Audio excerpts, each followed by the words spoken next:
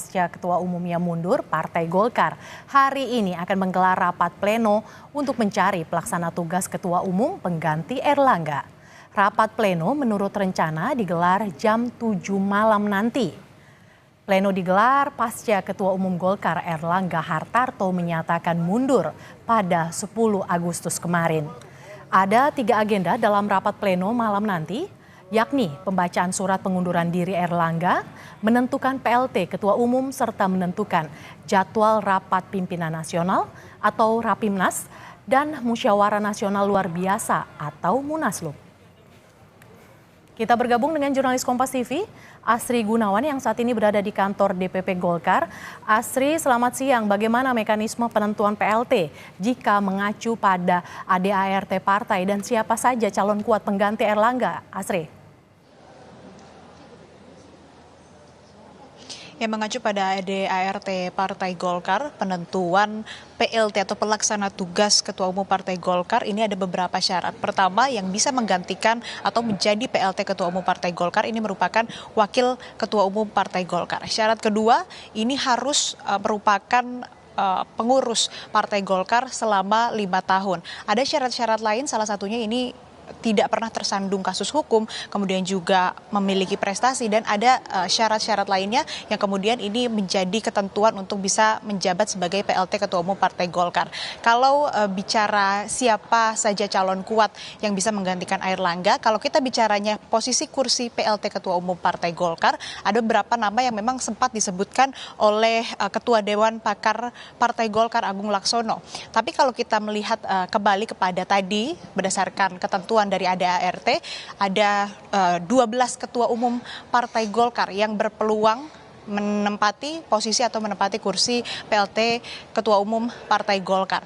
Tidak ada ketentuan dalam ADART wakil ketua umum bidang mana saja atau wakil ketua umum yang mana yang harus atau wajib menggantikan posisi ketua umum dan menjadi pelaksana tugas, tapi semuanya berpeluang. Dan kemudian nantinya pelaksana tugas Ketua Umum Partai Golkar ini akan ditentukan dalam rapat pleno nanti secara kolektif kolegial, atau yang mana nantinya para pemimpin yang terkait yang bertugas begitu kemudian melakukan musyawarah mufakat untuk menentukan siapa nanti yang akan ditunjuk menjadi PLT Ketua Umum. Tidak dilakukan voting begitu. Kalau kita lihat dari 12 nama wakil Ketua Umum Partai Golkar, ada beberapa nama yang tadi saya sebutkan ini sempat disebut oleh Ketua Dewan Pakar Golkar Agung Laksono yang memang ini berpotensi atau berpeluang besar dan berpeluang kuat untuk menempati kursi PLT Ketua Umum Partai Golkar. Di antaranya adalah Bambang Susatyo yang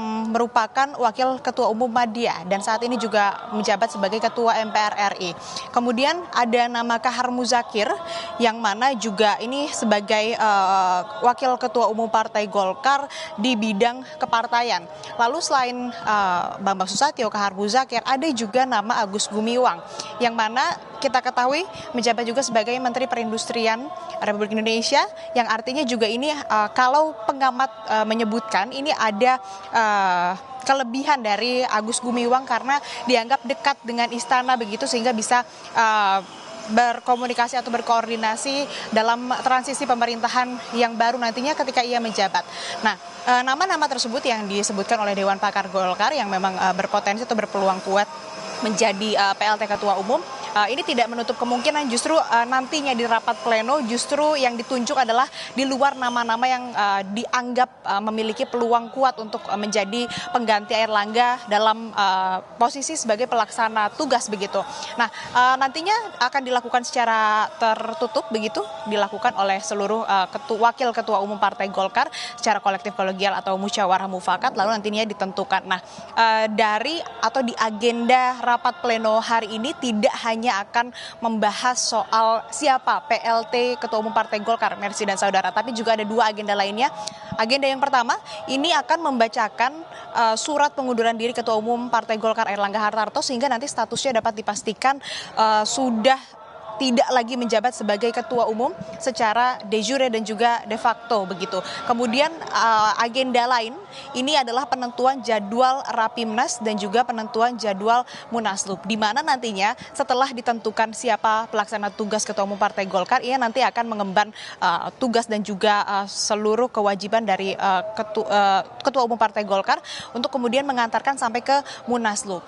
Nah, nanti barulah di Munaslup ini ditentukan siapa ketua umum definitif Partai Golkar yang akan menjabat ke 5 tahun atau di periode selanjutnya. Ada nama Bahlil Lahadalia, Menteri Investasi dan Kepala BKPM, yang memang ini santer terdengar bisa menggantikan Airlangga Hartarto sebagai ketua umum definitif. Tapi kembali lagi ini memang masih, kalau saat ini prosesnya masih ke penentuan PLT ketua umum Partai Golkar, baru nantinya kalau sudah ditentukan di dalam sudah ada Munaslup, baru ditentukanlah ketua definitif Partai Golkar. Nah, Munaslup ini, Mercy dan Saudara, rencananya memang kalau dijadwalkan ini akan dan selalu dilaksanakan di akhir tahun di bulan Desember. Tapi mengingat dinamika politik yang terjadi, Mercy dan Saudara, saat ini kita lihat sudah semakin dekat dengan pendaftaran calon kepala daerah. Artinya juga ada mekanisme pencalonan pendaftaran yang harus dilakukan langsung oleh ketua umum. Artinya Partai Golkar membutuhkan ketua umum definitif. Sebetulnya bisa dilakukan oleh pelaksana tugas, namun memang